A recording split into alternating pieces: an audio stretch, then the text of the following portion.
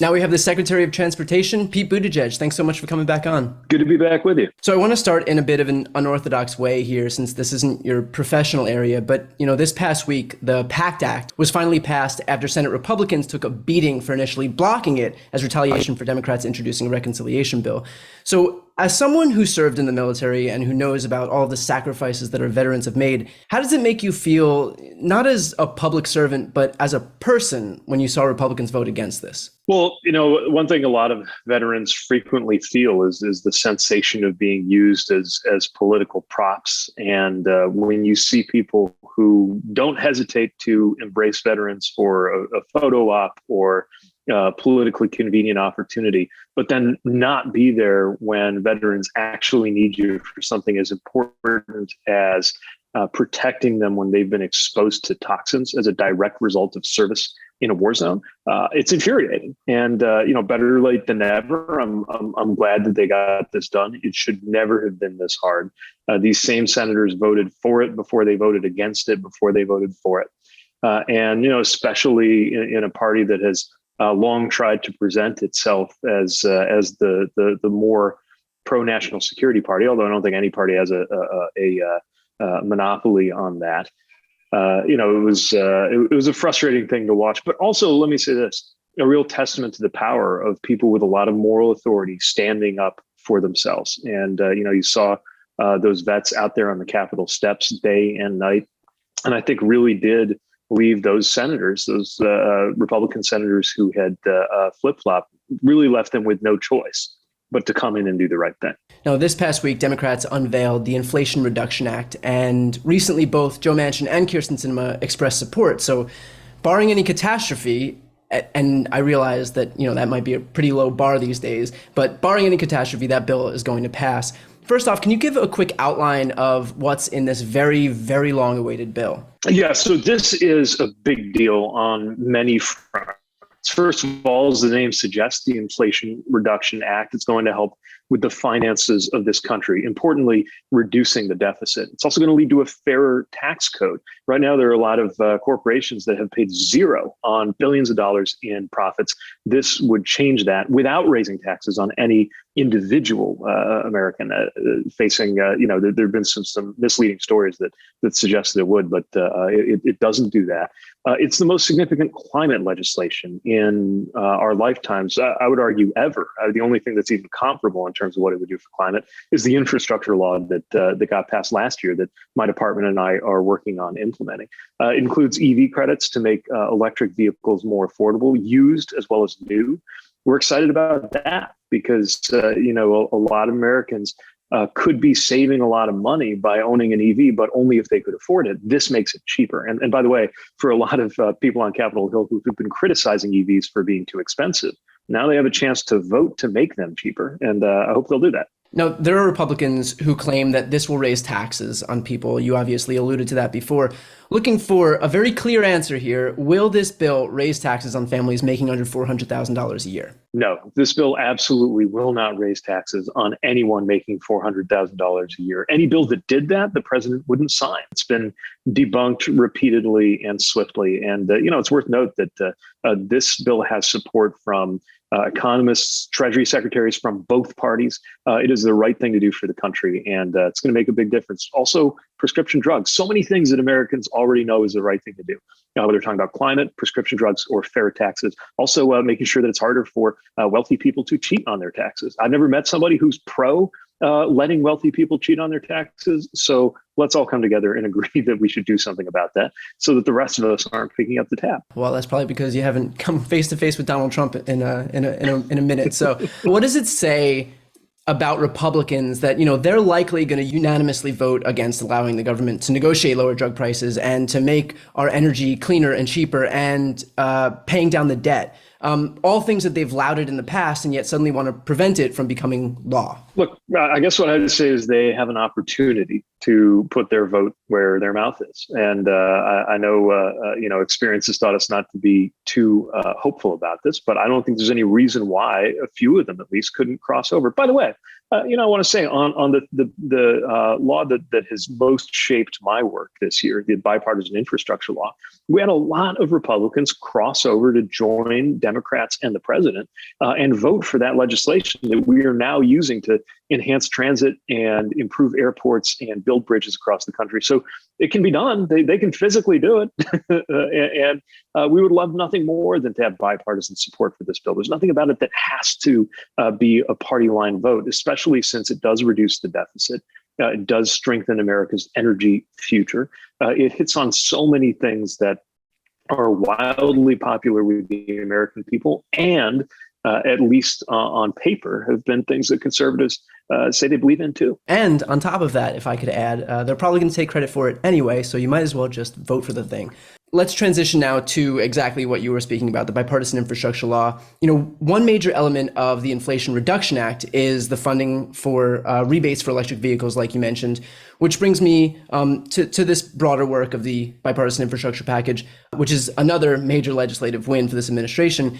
So first off, because transportation is a huge contributor to emissions, and because the transition to EVs is going to be so important, and because that transition is so reliant on easing range anxiety, how is it going on the charging station front? Yeah, this is really critical. Like you just said, this is a big part of the climate challenge. If you care about climate change, you've got to take a look at transportation because it's the biggest sector in the economy emitting greenhouse gases. And the biggest part of that is the surface side, the cars and trucks. So making sure that we reduce emissions from cars is critical to meeting the climate challenge. There's two pieces to that. One is making electric vehicles more affordable. They're getting more affordable because the manufacturers are making more and more of them, and they get better and better at it. But there's still often a higher sticker price than a comparable gas vehicle that's causing some people to hesitate to buy them. That's why the Inflation Reduction Act is going to make a big difference. But then we have the law that already passed. That includes funding for charging stations across the country. And we just actually got the applications in. The way the funding works, the first piece of it is that the states put together their plans for how they're going to make sure that there's a network of charging stations along our highway system every 50 miles or less. Making sure there are charging stations. So the same way that today, if you're taking a road trip on the interstate, there's going to be gas stations between where you start and where you're going. We get to where we have the same thing for electric. The president's vision is 500,000 charging stations by the end of this decade. And with the funding that we have here, we can help make that a reality. Now, what are some other tangible impacts of the bipartisan infrastructure law? It's incredible what's happening right now, because more than one major announcement a week is happening. And by announcement, I don't just mean a single project. I mean a program with dozens of projects. A few weeks ago, we announced an airport terminal program, 85 different airports around the country getting improvements. And for those of us who dealt with the summer travel seasons, you see those long lines, getting better baggage claim, bigger security checkpoints, whole new gates and terminals in some cases, making them more accessible. A big deal, and just the beginning on that. You can look from that airport work all the way through to making transit stations more accessible for people with wheelchairs, which makes everybody better off, because even if you're not a wheelchair user, if you ever pushed a stroller or pulled a suitcase, the benefits to making sure that we have more accessible transit platforms. Just on Monday, I was in New Jersey at the Portal North Bridge. This is a critically important bridge. It carries 200,000 rail passengers a day, more than 400 trains. Its economic significance is so great that if it were to become out of service, you'd be feeling the economic impact of that in the Midwest, where I'm from. But that bridge is 111 years old, and it's a moving bridge. It swings in order to allow boats to pass by on the Hackensack River under it. It is so antiquated that sometimes when they swing it back into place so that the trains can go across it, they have to use sledgehammers to get the rails back into alignment. Obviously, not the kind of thing you want on a major access point for a critical part of the Northeast corridor that millions of people count on. So we broke ground on the repairs to that on Monday, a replacement of that bridge. Those are just a few examples of what we're up to. It's such an exciting time if you believe in upgrading American infrastructure. Feeling a lot of pride right now for my home state of New Jersey with that explanation. You might have just answered my next question, but in going around the country and helping allocate funds for this law, what was the most dilapidated piece of infrastructure that you came across?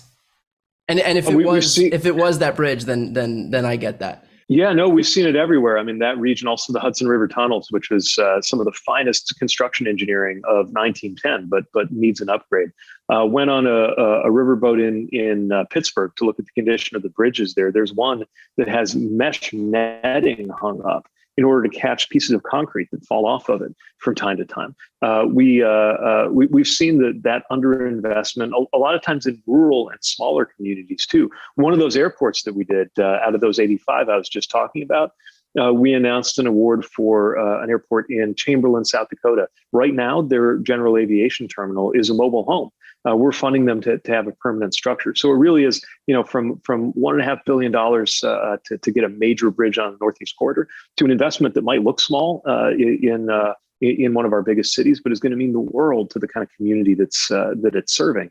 These things are going to make a difference everywhere. The calculus has changed as we now head into November, in that Americans are seeing more clearly than ever the extent to which Republicans are trying to take our rights away. They did it with abortion rights and then immediately turned their attention onto interstate travel and contraception and even same-sex marriage. Now, you're married to Chasten. You've got twins who are very soon turning 1, so congratulations.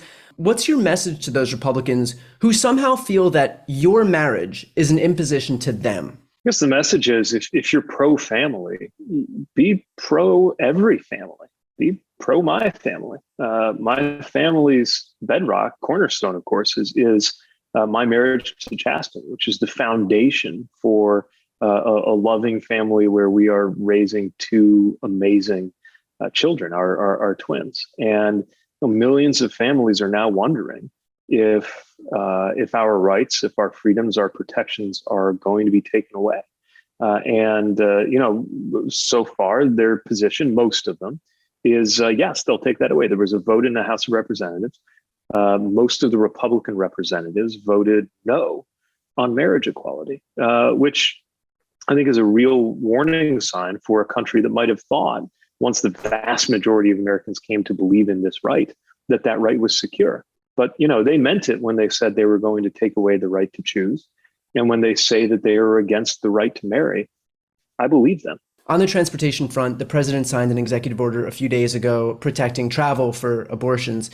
That's going to be challenged by Republican officials who can't lunge to the far right fast enough. How do you anticipate those challenges are going to play out? And what's your message to Americans more broadly as they watch these draconian efforts from the right play out? Well, first of all, to make your voices heard, look, Americans don't have to take sitting down the withdrawal of their rights. And I think you're right. We're going to see more attempts, even over and above what we saw already with the Supreme Court decision that took away the right to choose as a national right. Now, state after state, we're going to see different encroachments on this, very concerned about proposed attempts to restrict people's ability to travel interstate. We're watching that very closely in accordance with the president's executive order. And the thing we've got to remember, of course, is that most Americans are with us. It's a deeply felt, complex issue, which for the last 50 years, we've decided as a country would be handled by whoever's actually facing the choice instead of some government official. And I think that remains where most Americans believe we ought to be. It's where the president believes that we ought to be. And it's time for people to speak up. Look at what happened in Kansas.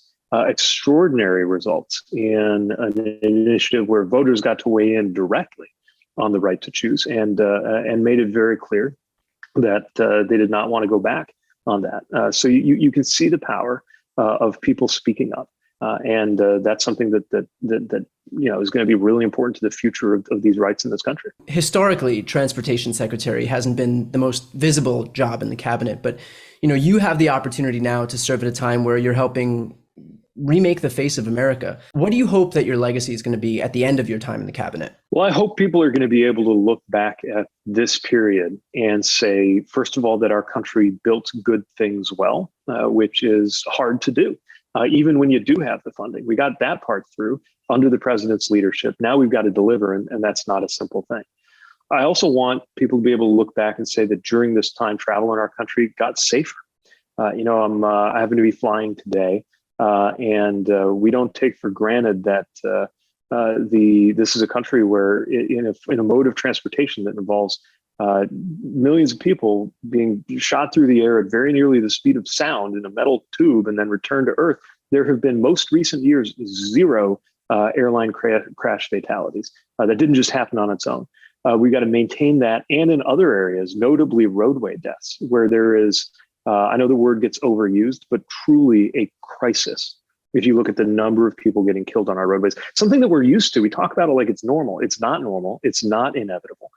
It is happening far too often, and we have to act on that. So looking back, I want people to say that we've stepped up to make this a safer country, that transportation was a big part of the answer on climate, that our country became more equitable and fair because we use transportation to connect people and to connect people across the economic and racial lines that have been used to divide them. And above all, that in order to do all of those things, we took the resources that were entrusted to us by the American people and built good things well. All right, I'd be a fool not to ask this last question, but is it getting harder for you to get booked on Fox News? So far they're still having me from time to time. And look, there are a lot of people who tune into that network in good faith, and I can't blame them for not understanding our positions if I don't go on there to tell them about them. So as long as they'll have me, I'll continue to go from time to time and talk about what I believe in and hopefully connect with some people on things that shouldn't have to be that ideological. Well, there's no better messenger than you. So Pete Buttigieg, thank you so much for taking the time, and good luck as you continue to crisscross the country here, kind of like I said before, remaking the face of America. Thanks very much. Great being with you.